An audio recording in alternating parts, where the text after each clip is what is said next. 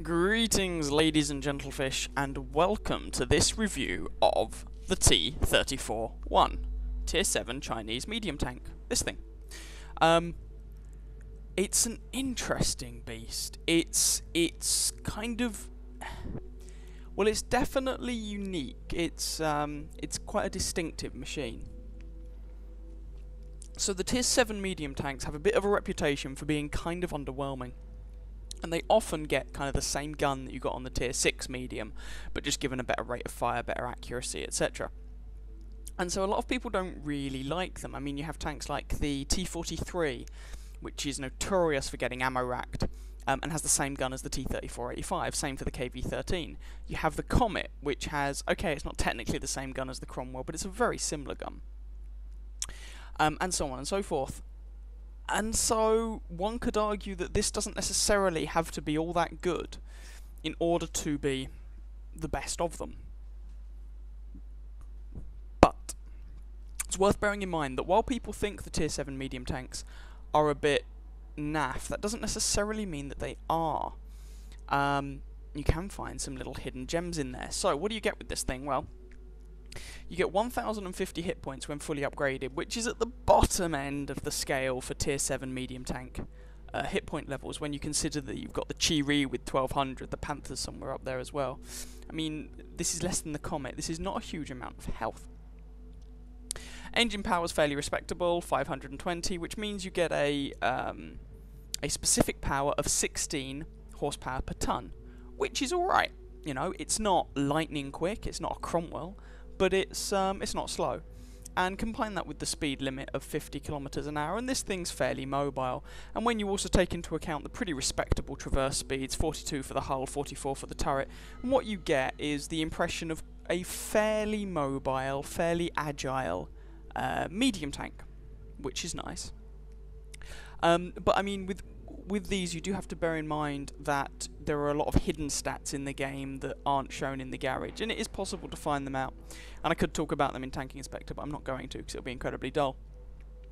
And I don't know what the terrain resistance on this is specifically like, but certainly from driving it, it feels like a fairly mobile machine.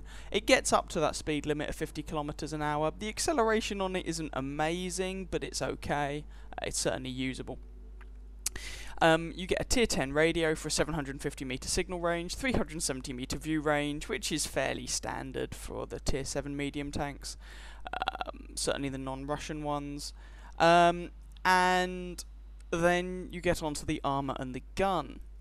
And these are the things that start to define how this machine plays. So I'm going to talk more about the armor in a bit in Tanking Inspector, but just to comment that basically what you have with the T-34-1 is a T-34 hull that's been lengthened and reduced in height. And slightly beefed up in armour, but not by very much. Net result, hull armour, garbage. Turret, however, well, you can see you're getting this sort of rounded, quite distinctive, Russian-esque type turret, where the Chinese ones do look a little bit different. You've got this ridgeline running down the centre for starters, but you have this sort of rounded turret that you will get used to on the the Chinese medium tanks, and that is very good. I mean, so you've got 60mm of hull armour at the front, which is bad. Okay, it's a bit of angling, but it's still bad. 45 at the side and 40 at the rear, which is terrible. Turret armour, 170 at the front, which when you combine with this sloping is pretty nice. 120 at the sides, which is still pretty good, and 60 at the rear, which is, you know, not great. So you've got a bad hull and a good turret.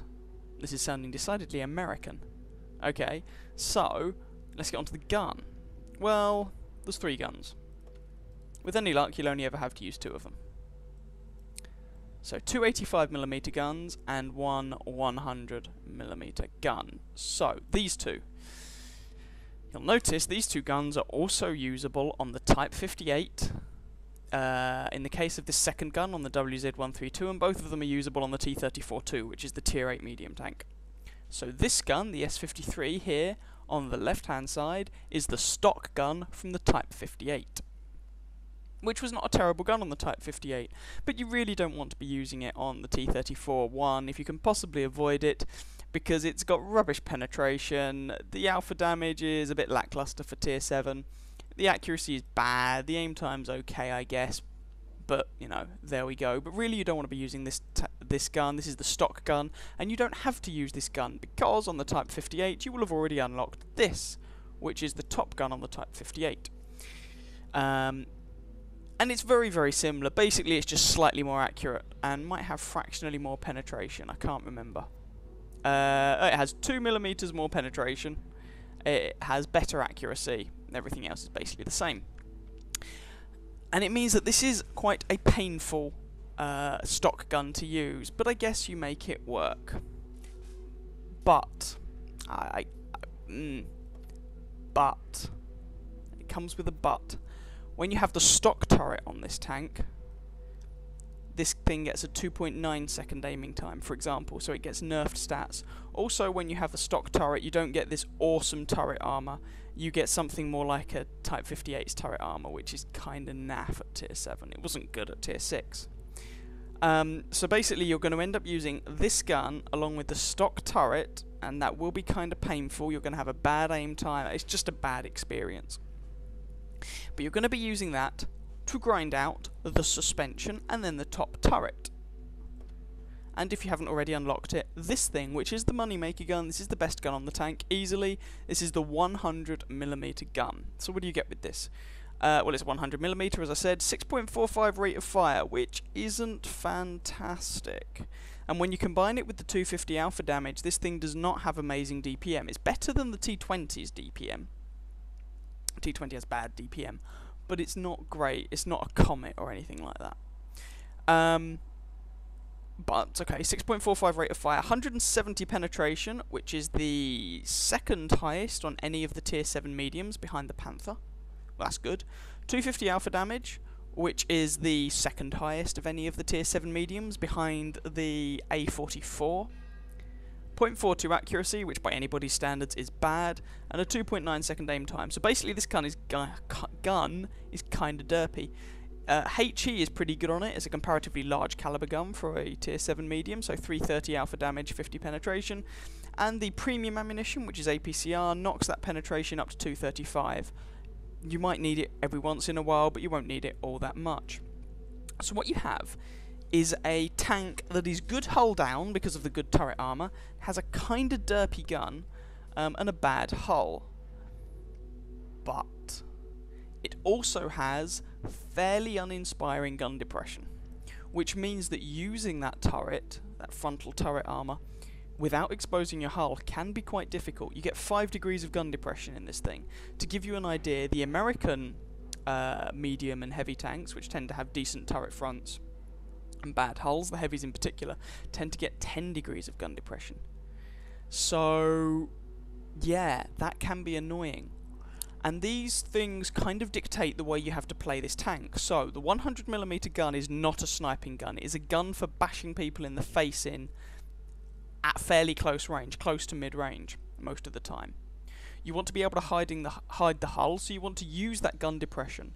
But you want to use it on fairly small undulations. So you want shallow hills, you don't want big hills, because otherwise your gun depression isn't enough to be able to use. And finding positions where this tank works is quite a challenge, and so this is really not a tank for the faint-hearted, or a tank for beginners.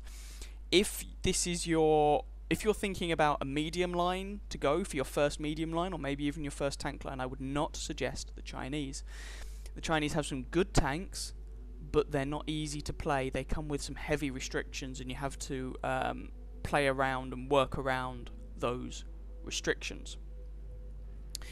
So one thing this is actually quite good at is turret hugging people, i.e. driving right up to them, and meaning that the only target they can really shoot is your turret. And those shots are mostly going to bounce. Sweet. The other thing that's nice about this tank is that because it's so low profile, it's actually very stealthy. You can drive around and not get spotted when you think you would get spotted, and a whole bunch of stuff like that. It's kind of fun to play around with. Now, let's have a quick chat about equipment and crew skills. So, what equipment would I recommend for this tank? Now, I used Pauper setup, binos, camo net, repair kit, because I was grinding it out, didn't know if I was going to keep it or not. What would I actually recommend on this tank? That's a very, very good question.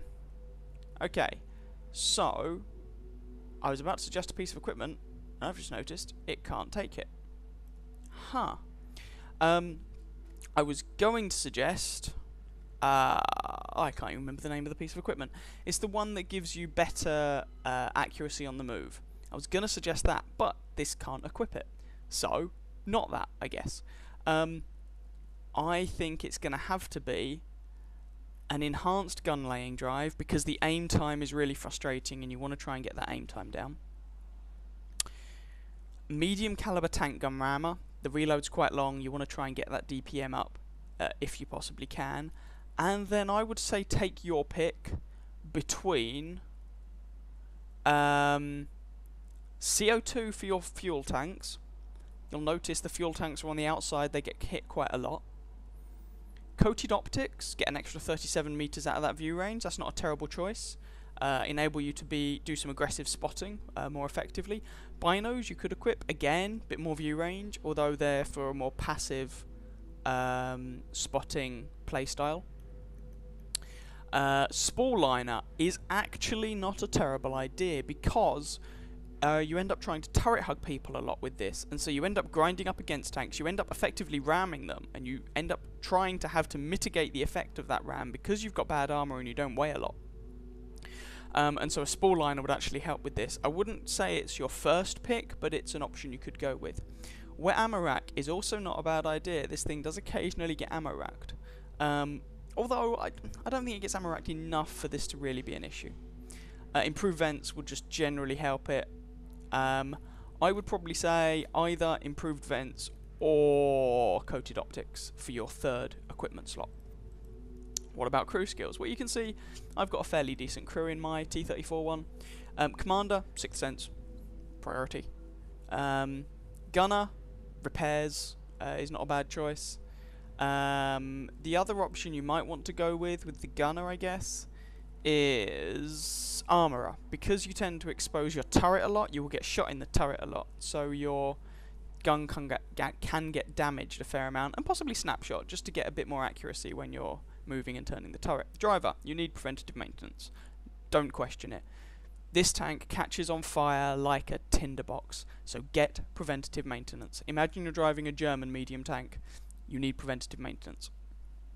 Loader, I would say safe stowage is a good idea to try and not get ammo racked. So you can see from my first crew skills, I've got 6th Sense, Brothers in Arms, preventative maintenance, a safe stowage, and then Brothers in Arms, repairs, Brothers in Arms, Brothers in Arms. So I'm trying to get Brothers in Arms on this crew.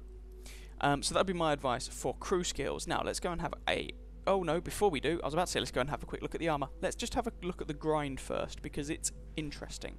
So this is the Chinese tech tree, and you can see that for the first 5 tiers, it is all the same. You only branch at tier 6.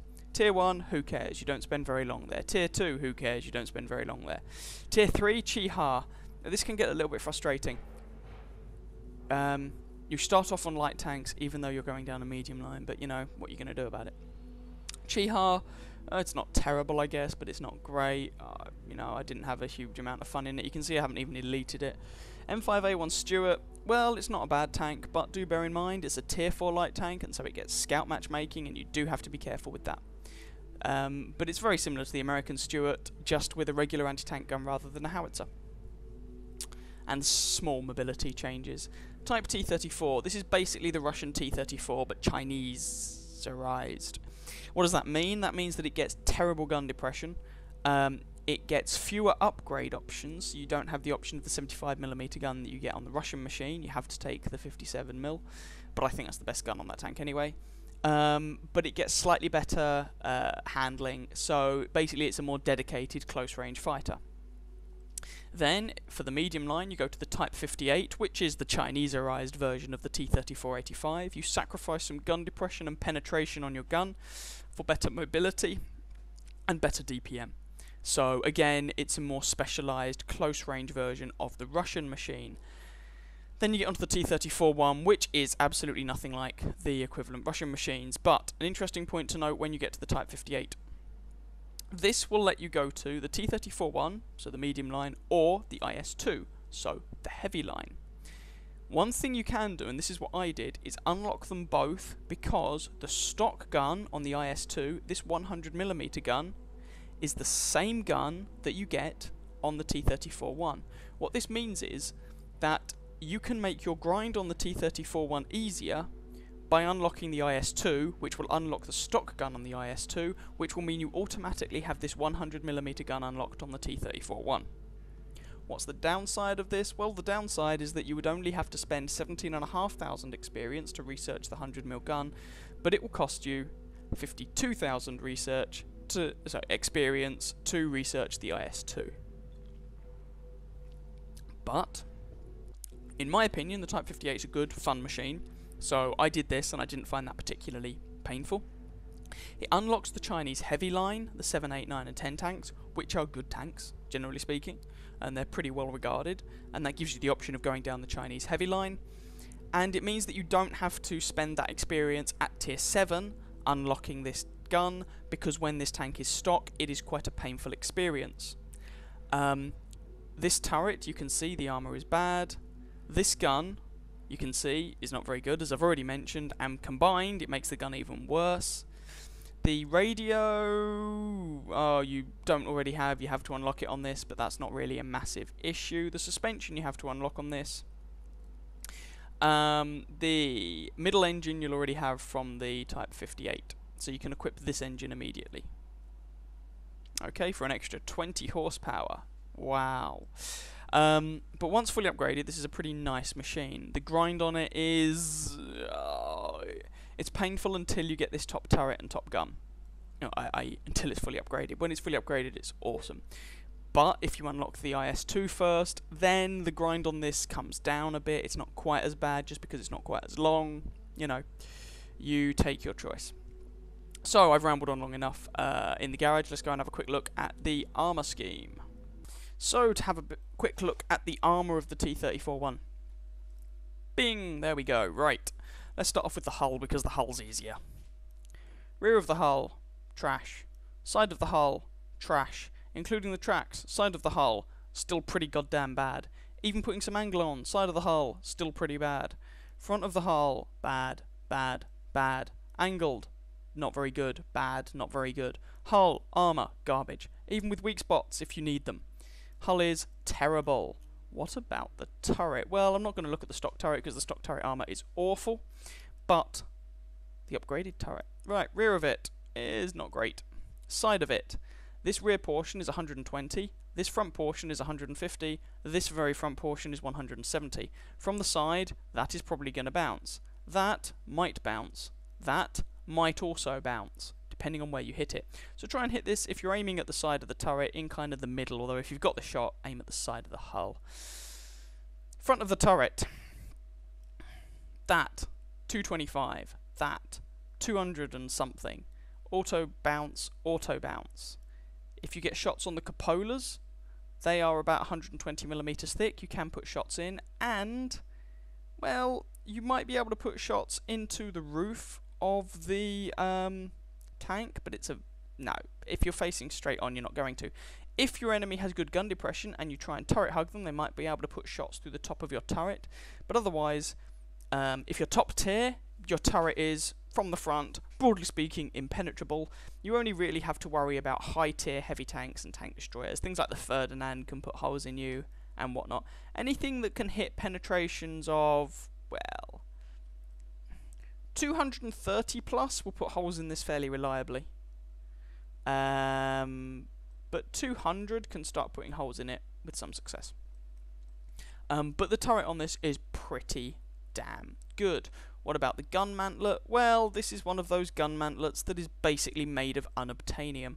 Yeah, I mean, look at those numbers. 370 auto bounce, 370, 400 and something, 220. Don't shoot at the gun mantlet on this tank. It's a massive waste of time at best. It's a terrible idea at worst. Just don't bother.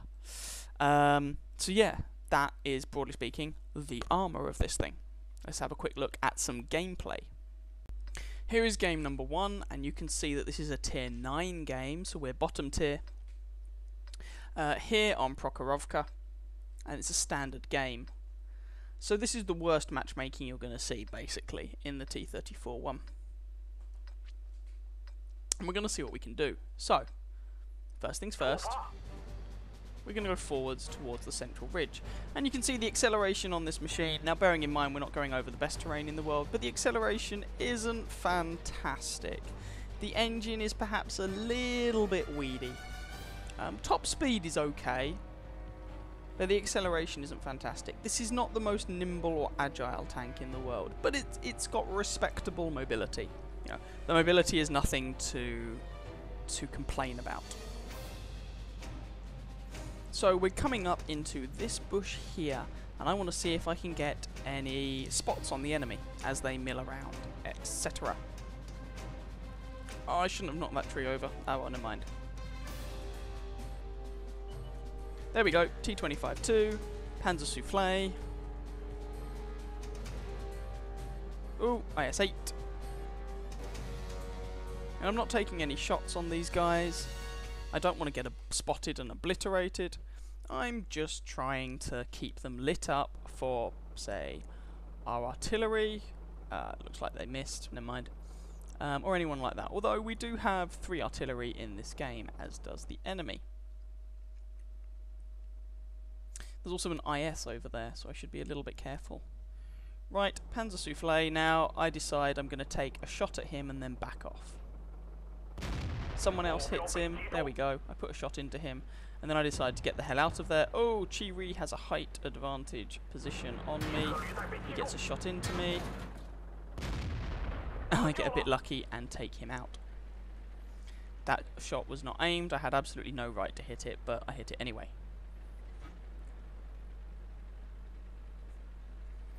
There's a KV-3 over there. And I'm trying to use these fairly gentle undulations to keep myself hull down, because this has a good turret. And there we go, 258 into the KV-3. I've been spotted, he's dead. Keep moving because artillery. And especially, you know, there's tier 9 artillery in this game. That will wipe me off the face of this map very quickly. And we're winning 4-1, which is pretty nice. We've even managed to get some damage in ourselves. Against tier 7s, admittedly, but all the same. So they've lost 4 tier 7s and we've lost a tier 8. That's not a bad trade. We can work with that. So I decide to move along here and go into this next undulation along. Hello M103, how are you today? Am I going to get a side shot on you? Oh god, I've been spotted. Move, move. Oh, okay. M103 and somebody else hit me. And you can see the bad armor on the hull right there. I've now got 143 health left. And even the turret is good, but in tier 8 or 9 games, if you've got a tier 8 or 9 tank destroyer or a tier 9 heavy tank or something like that shooting at you, suddenly the 170 armor on the turret is looking a little bit dubious. Anyway, I want to keep moving because I'm on low health and I don't want to get blatted by artillery. Conversely, I want to actually be of use to my team. So I'm trying to... Ooh, that M103's down and they've lost a Tiger 2. We're winning 6-1. Trying to get some spots over here. I pull back so that it's just the Rheinmetall Borzig I can see, and he can only see my turret. I get spotted, but you know, there we go. Hopefully artillery won't blat me.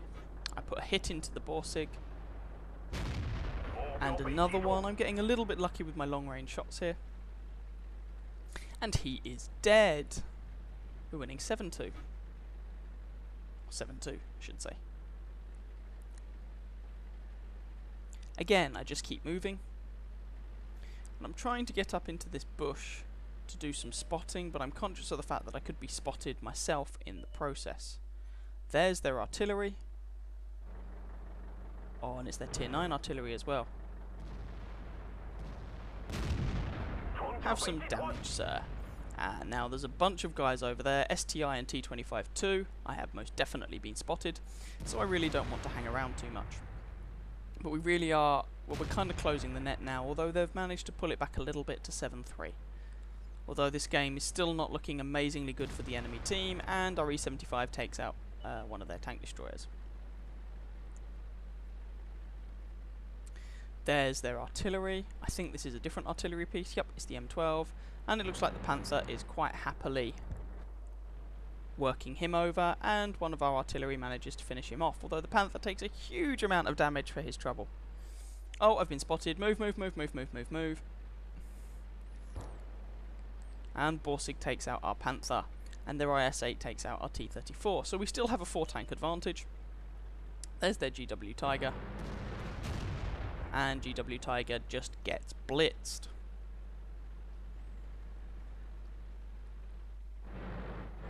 And so I'm just hanging back a bit. I'm happy for other people to spot. Oh, I've been spotted. And I'll try and get some damage in on people. Oh, no, he's down. STI or ST1, depending on what you prefer. It's technically ST1. There's no letter I in the Russian alphabet. From what I hear, anyway. From what I've been told. But I know Foch calls it the ST, I don't give a shit. And I like calling it the STI because certainly in England that stands for sexually transmitted infection, and it makes me giggle. Now I've been spotted, so I need to get a wiggle on and just move into this lower bit of terrain to give me cover from the sides.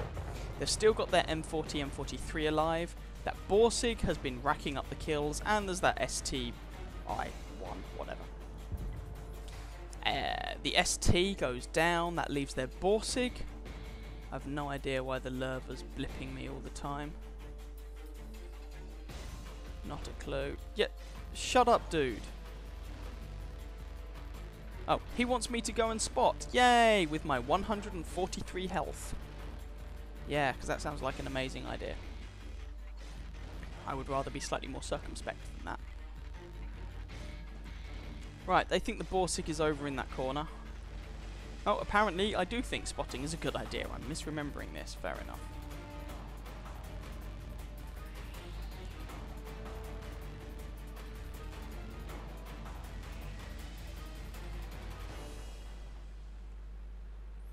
So I'm just seeing, pop my head up and see if I get spotted. And if I don't, just keep going. Bearing in mind that Sixth Sense, it takes 3 seconds for it to go off. I was just spotted there. Borsig manages to kill me, but in firing he reveals his position. So our tank destroyers and artillery are hopefully pre-aimed in that general region. So I hope these guys now kill him. Although he's gone off the map. He's re-stealthed, having taken no damage at all. And it's kind of frustrating when that happens, because it means that your efforts were completely wasted. So now RTDs are moving forward to scout. And it's like, oh, for goodness sake. You guys were just not on the ball, were you? There we go. Someone puts the Borsig onto bugger all health. There's their artillery as well. Our GW Tiger P finishes the Borsig off, and hopefully this should just be a comparatively trivial task of killing the artillery. And there we go. And from that game, despite the fact that I was bottom tier, I actually got Tank Sniper, which is kind of nice, but not expected with this gun. There we go. That wasn't too bad. So that's game number 1. Let's go to game number 2. Which I think is slightly more indicative of what this tank can do and some of the things this tank is good at. And it will be when we are top tier.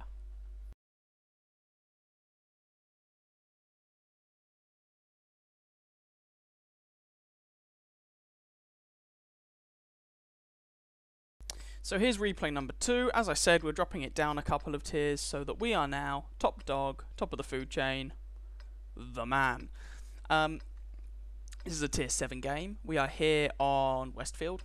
It's a standard game, which means that if you are in a medium tank, you spawn down here at the bottom, which is a bit of a nuisance because down here at the bottom is a rubbish place to be. But there we go, nonetheless, let's just run with it. Now this is a tier 7 game, but we don't have any tier 7 heavy tanks. They have a Tiger P. Most of our tier 7s are medium tanks, 1 tank destroyer and some artillery. They have a heavy, a medium, a tank destroyer and artillery. So we have 1 more tier 7 than they do, which is nice. And what I like to do here, if I'm on a medium tank, is move forward and basically head toward the town and act as support in the town.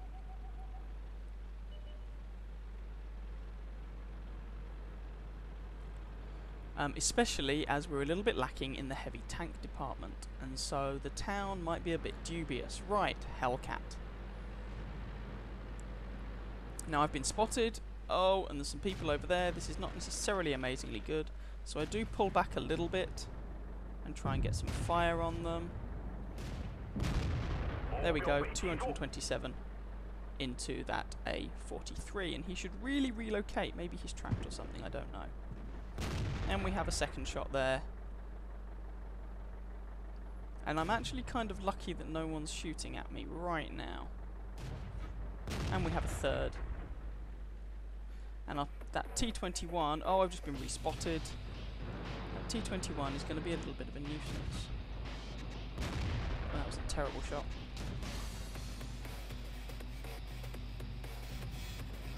That T-21 has a duel with our T-21. Kills him now. Pay attention to that T-21 in the post-battle results screen. He does really rather well for himself. So a shout out to that guy. T-43, and I have a shot, so wait for this gun to aim, and bang, it misses. And that, I'm afraid, is the reality of this gun. Sometimes it just misses. So we have another shot for good luck. Now, we're currently losing 2-3. There's a KV-1S over there. The town needs some support. At the moment, it's a light tank in the town, and that's pretty much it. Oh dear. So, this is where we show you what this tank can do.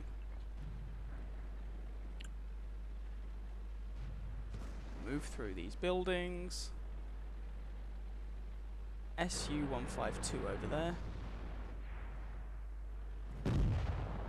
Someone nails our 59-16. We're losing 3-5.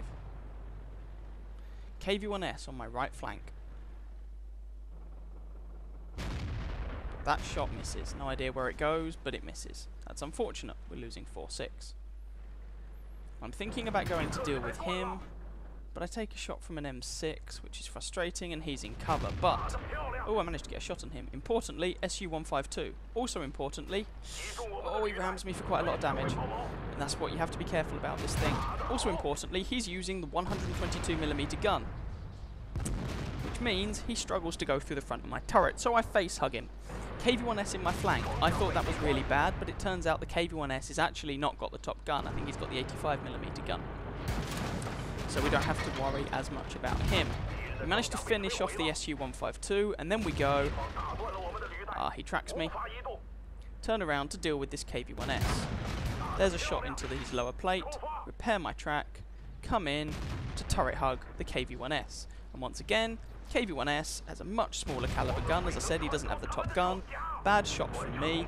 He damages my optics, basically, my viewing port, and I finish him off. 2 kills. And suddenly the game is 9 tanks apiece. 59-16 over there. Churchill right behind me. I don't want to get shot by that Churchill. That seems like a bad idea. VK-3601H. Hopefully you know the drill by now. Get a shot into him, and I'm going to move forward. I bounce that on my turret, which is nice. I'm going to move forward to try and turret hug him, because guess what?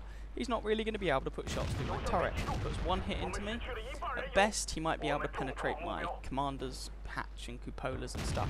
The problem with this is that every time you nudge them, touch them, you do an appreciable amount of damage to yourself because your hull armor is bad. And I wiggle my turret there just to make sure he doesn't hit my weak spots. Kill number 3. VK dead. Who's left? They've got an artillery piece who has a team kill.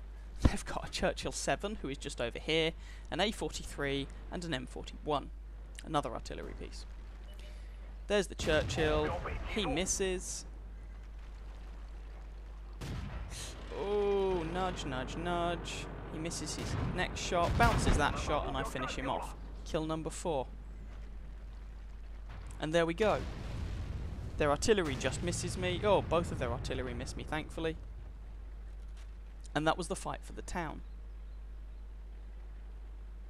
And then you look at the graveyard of tanks. And the fact that you're still alive in a medium tank. That's where this thing really excels, getting up close, into people's faces, turret hugging them, bouncing their shots with that really sturdy turret, and just beating them to death with that 100mm gun. Is this a bad tank?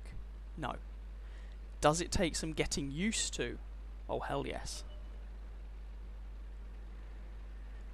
Does it have character? Yes.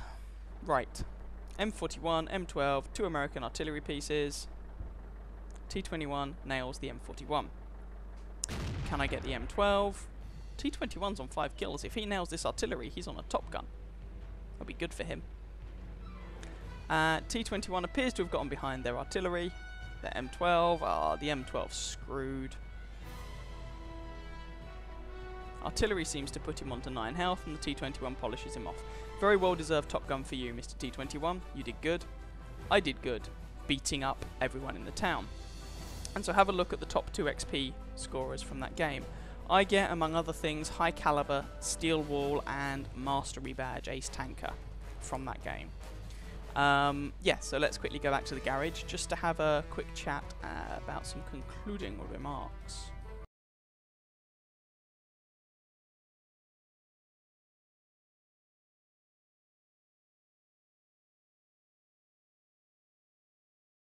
So overall, what do I think about this machine? I actually think it's pretty good. For the first chunk of time while playing it, say the first half of the grind, I didn't really like this. It just seemed to be a bit underwhelming. But as you gradually learn it, and it is a learning curve on this, and you get better at it, it becomes more and more fun. And I have actually enjoyed this tank. Am I going to keep it? Probably not. Why am I not going to keep it? I said I had fun, I seem to like it. Well, it's quite situational. And I felt when I was driving it that I was constantly battling against the 5 degrees of gun depression, because with the good turret, bad hull, I really wanted to use that gun depression to hide up my hull and just expose my turret, but you really do feel that you are fighting against that gun depression. And if it didn't have that 5 degrees of gun depression, if it had 10 degrees of gun depression, I think the T-34-1 would be overpowered.